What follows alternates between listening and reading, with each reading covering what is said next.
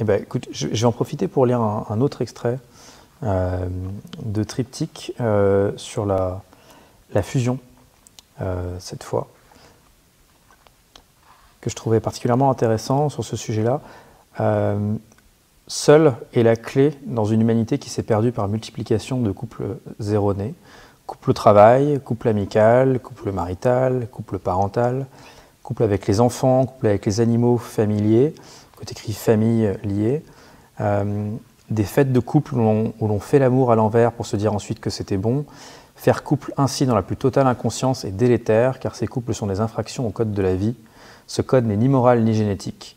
Il dit « Regardez les conséquences. Si vous ne résolvez pas vos contradictions avant d'investir la vie de l'autre, vous devez accepter d'être indépendant en ne comptant sur aucun autre pour être heureux, seul en soi.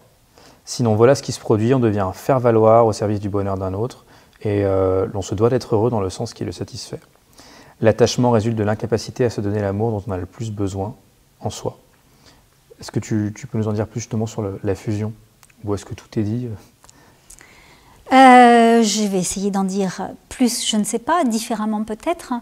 J'insiste beaucoup dans le travail de groupe sur la différence entre être avec et être ensemble. C'est une histoire de fusion. C'est-à-dire que dans un couple, par exemple là nous sommes un couple de travail, d'expression, d'enregistrement, d'action, un couple d'action.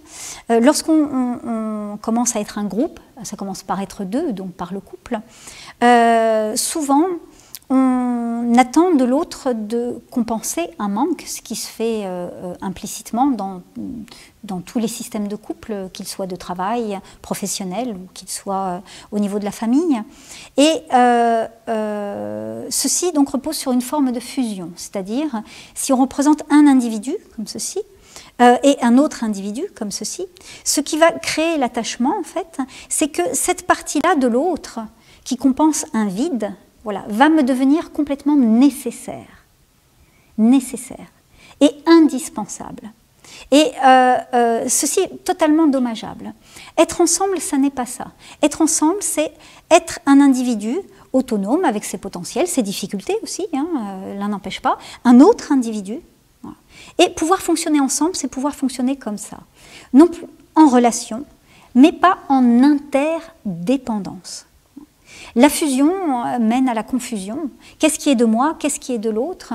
À la dépendance, à l'interdépendance. Et l'interdépendance est fort nuisible au déploiement de toute action, qu'elle soit familiale, qu'elle soit sociale, qu'elle soit professionnelle, artistique même. Donc ça, c'est fondamental.